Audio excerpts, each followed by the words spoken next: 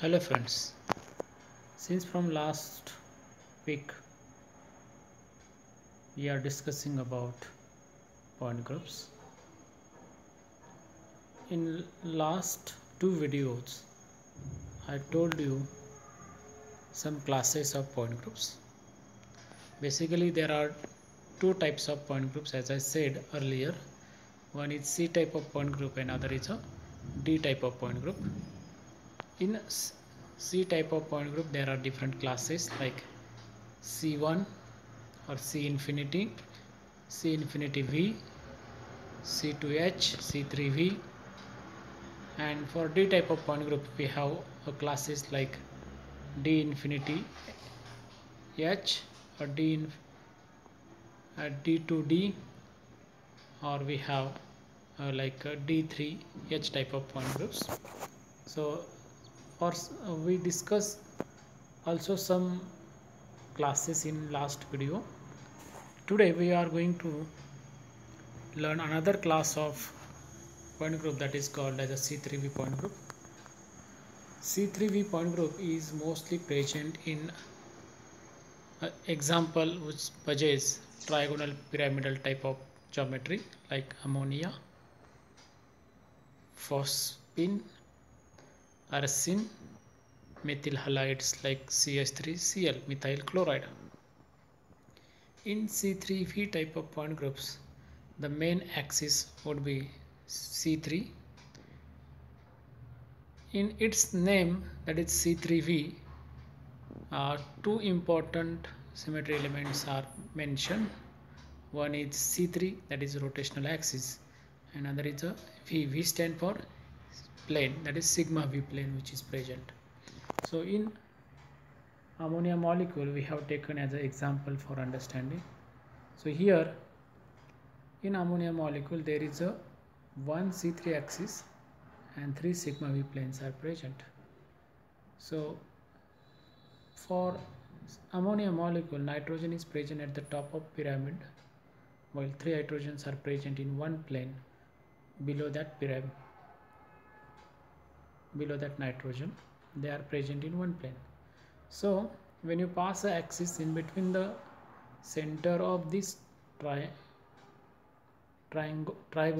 geometry of three hydrogen, and then it goes into the nitrogen, and therefore when you rotate that molecule by every time 120 degree of rotations, then obviously this molecule possesses a C3 type of rotational axis as a principal axis. At the same time, these three hydrogens are same, but for our understanding we have named as H1, H2 and H3.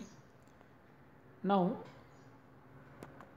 when you pass a plane which is a vertical plane, actually that is sigma V plane, which is parallel to principal axis. So first sigma V plane is passing from hydrogen at H1, that is hydrogen atom, and then it goes into the other two hydrogen atoms in between the two hydrogen atoms. That means the line in between H2 and H3, from that center it is going. Similarly, second plane is passing from hydrogen H2, and then it goes over nitrogen and then in between the H1 and H3, while third sigma V plane is present, that is passing in through H3 hydrogen atom, and it crosses or it bisects the line which is formed between H1 and H2. So in this way three vertical planes are present in ammonia molecules.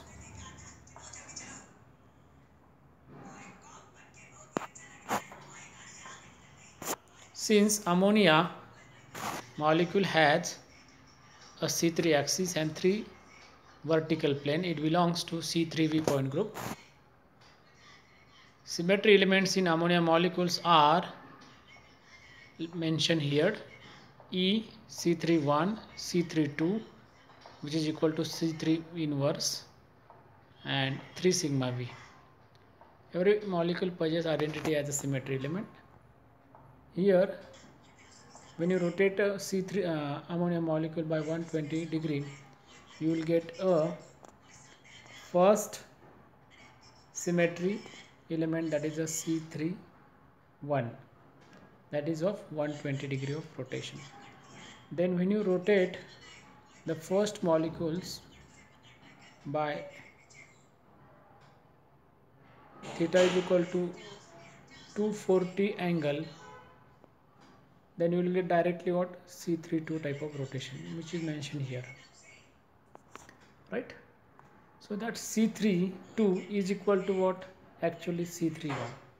C32 is equal to C3 inverse. Means when you invert this particular orientation of ammonia molecules, you will get directly identity. You will get directly identity, that is C3 minus 1. That's shown here. So in ammonia molecule we have three symmetry elements. One is identity, second one is C3 as a principal axis, and third one is a 3 sigma V plane. So all these three symmetry elements, when you combine together, you will get a point group. That point group is called as C3V point group. Okay, everybody understood? Now next type of point group is C2H point group. For C2H point group we required C2 axis and a sigma H plane. Name itself suggests that what there should be C2 axis and there should be a sigma H plane. So if H stand for sigma H and C2 is a rotational axis. Example for this type of point group is glyoxal, trans dichloroethylene or trans difluoroethylene. I have shown here an example of trans dichloroethylene.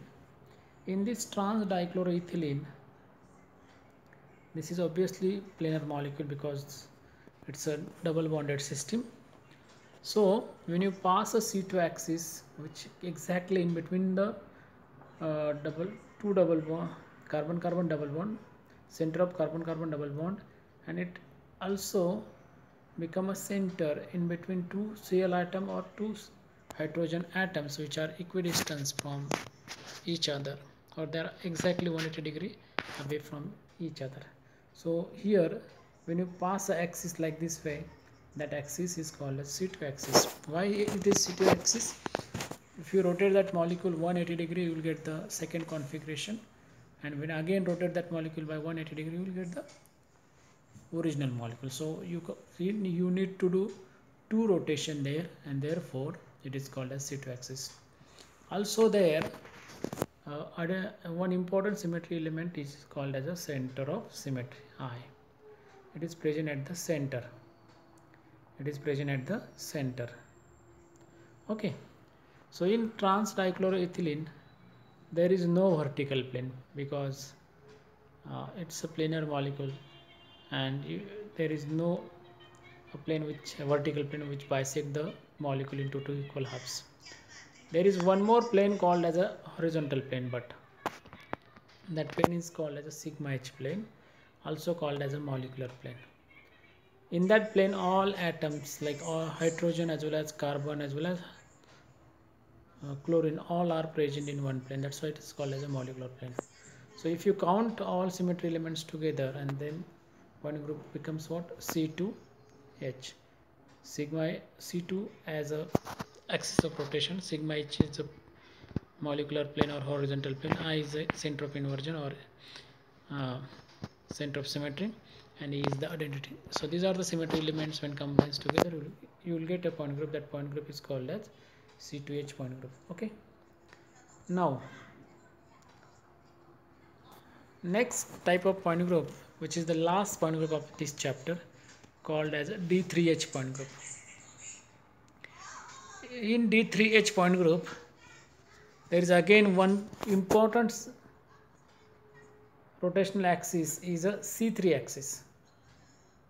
So D3H is obtained from C3 and sigma H and 2 and C2 axis perpendicular to it. So if any molecule which having C3 axis, sigma H axis and perpendicular C2 axis, and then that point group becomes a D3H point group. So here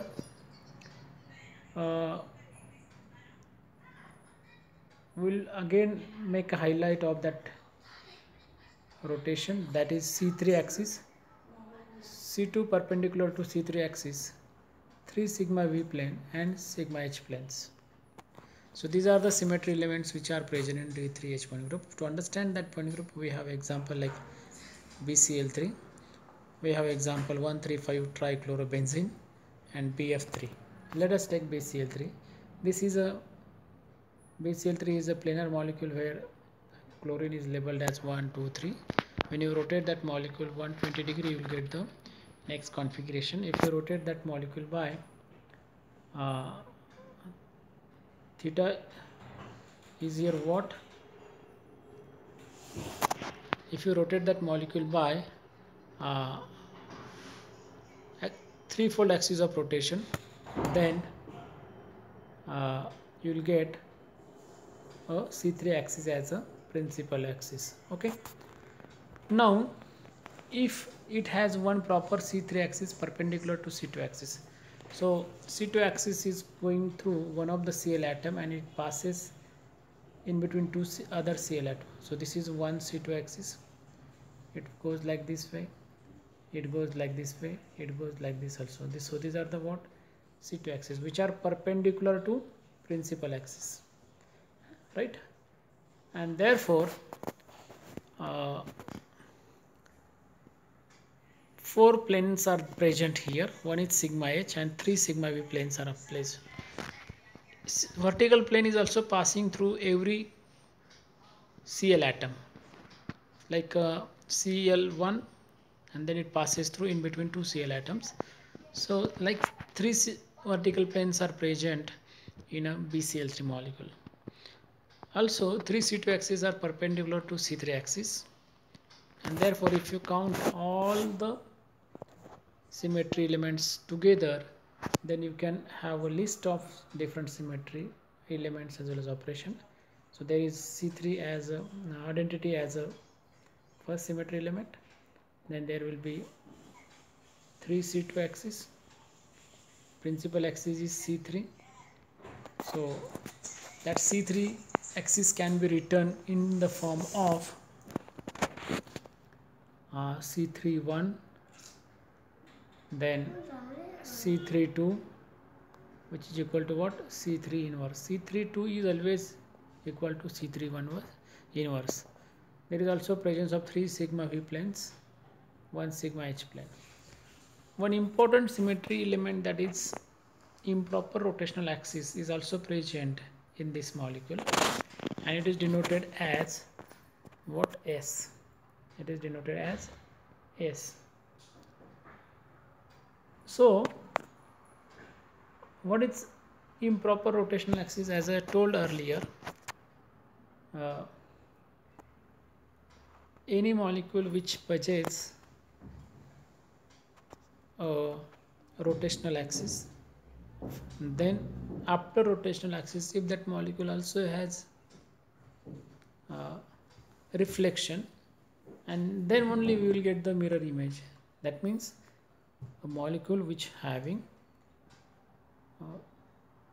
rotation followed by reflection, or vice versa. If you first reflect the molecule and when you rotate again, if you will get identity, then that molecule possesses the improper rotational axis. So here S3 and S5, these two improper rotational axis is also present in a D3H point groups. Everybody understood? It is very simple.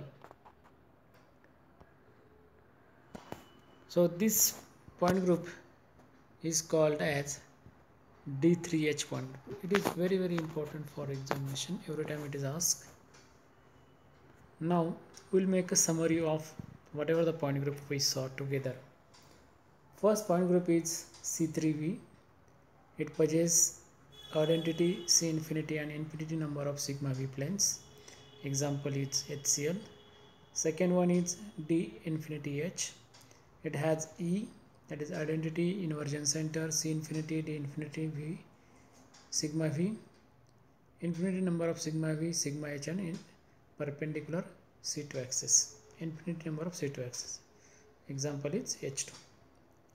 Then C2V having E, C2 axis and 2 sigma V plane. Example is H2.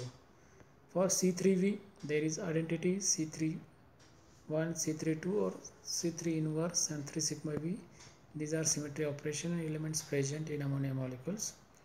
Next one is C2H. It possesses identity C2, sigma H as well as I. Example is trans dichloroethylene. And last one is a D3H. It having identity 3 C2 axis, then C31, C32, C3 inverse. That means C3 as a principal axis, 3 sigma V planes, 1 sigma H plane, and 2 S3, that is S3 and S5. These improper rotational axes are also present in D3H point group.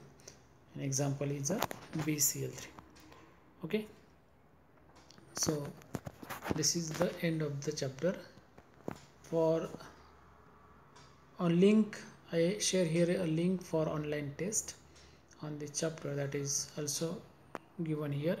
You just go through that links. All students are requested to solve the online test to understand what you gain from this chapter. So it is compulsory to everyone. Okay, thank you.